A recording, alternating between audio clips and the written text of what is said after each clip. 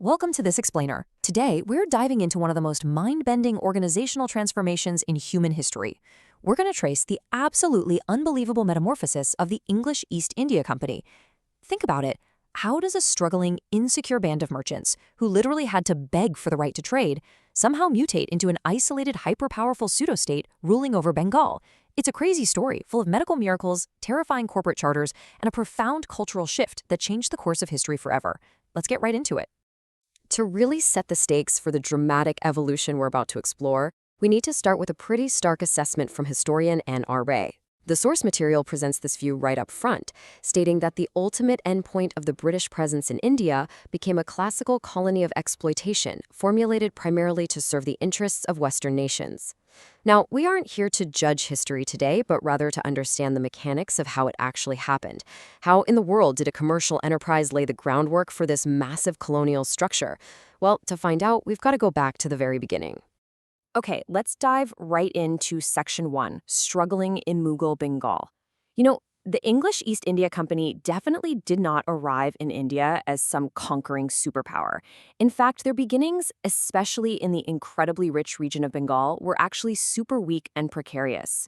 If you look at the company's early expansion, there's this massive contrast between regions. Down south in Madras, things were a breeze.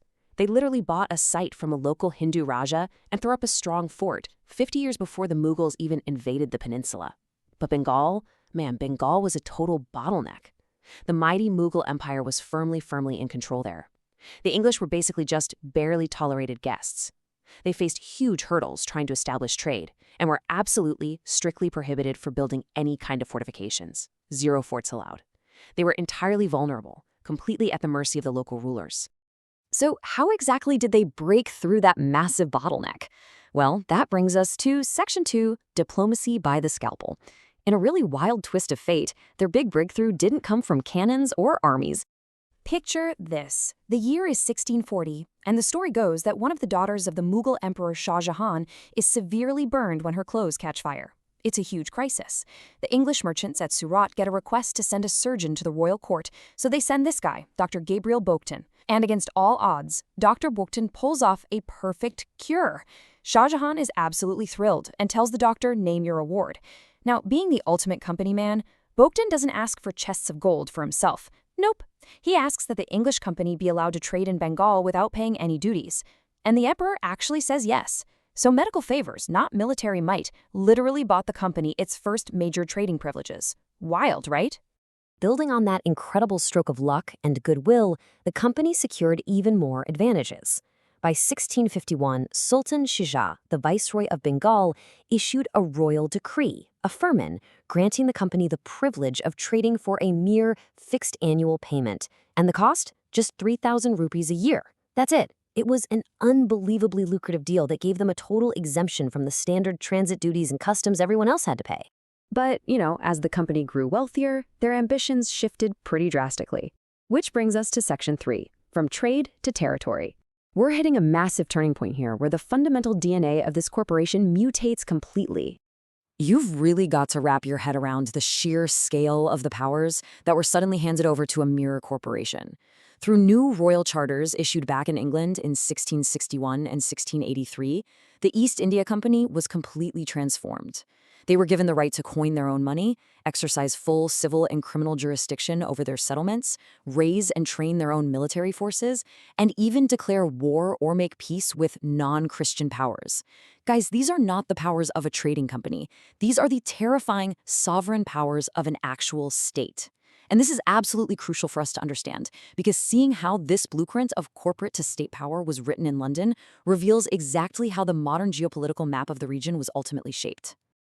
As the source text observes, this setup was basically the ultimate Trojan horse.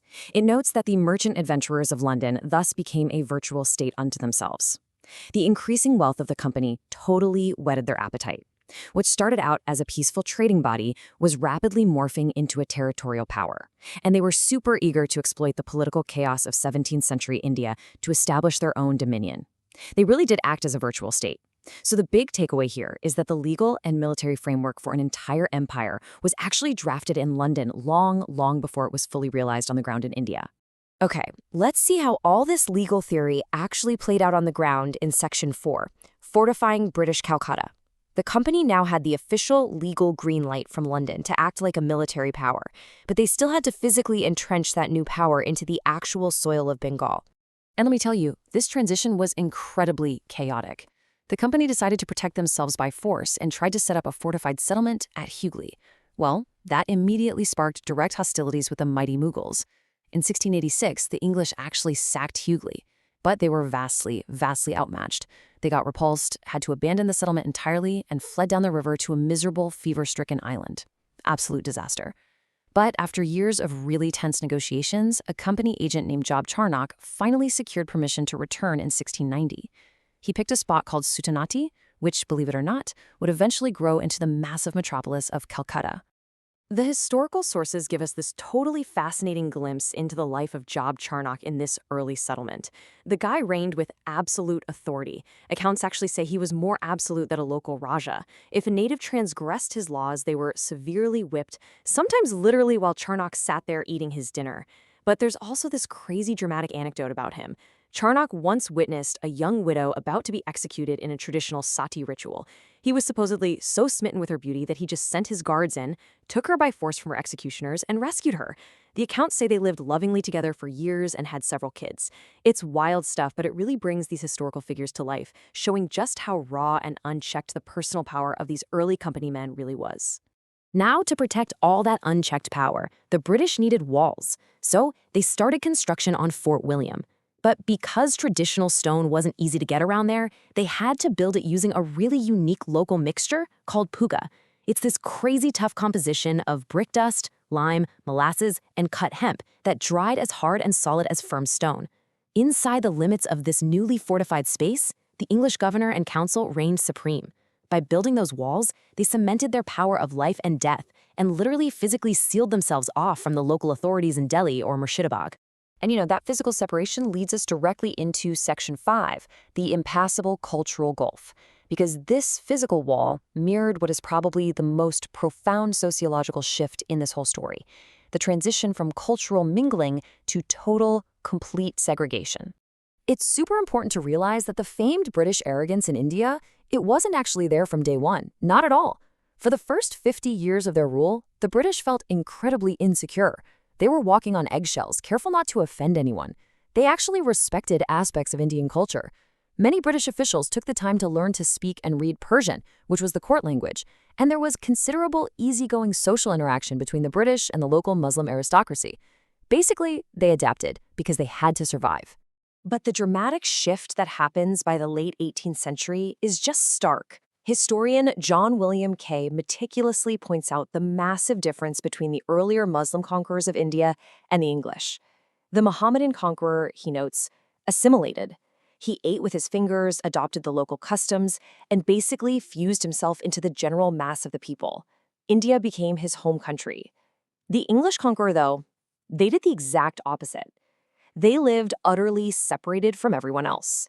They brought their own clothes, their own customs, and literally tried to live on the banks of the Ganges exactly as if they were sitting on the banks of the Thames. As the company's power became more and more absolute, their sense of racial superiority just exploded. Kay concludes that between the English conquerors and the Indian subject, there emerged this impassable gulf.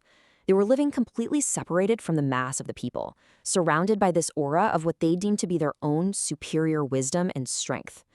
Those early days of learning Persian and mingling at court, completely gone, replaced by a rigid, entirely isolated colonial elite. Which really leaves us with this incredible, provocative question. How did a humble quest for merchant profit create an absolute empire of isolation? I mean, we've just seen how a few desperate traders used a lucky medical break to gain a foothold, leveraged these insane royal charters to become a virtual state, physically entrenched themselves behind walls made of molasses and hemp, and finally built an impassable cultural gulf between themselves and the very people they ruled. It is a stunning paradox at history. But understanding it shows us exactly how the immense geopolitical structures of our modern world were laid down, brick by brick. Thank you so much for joining me on this explainer, and keep questioning the history behind the world we live in today.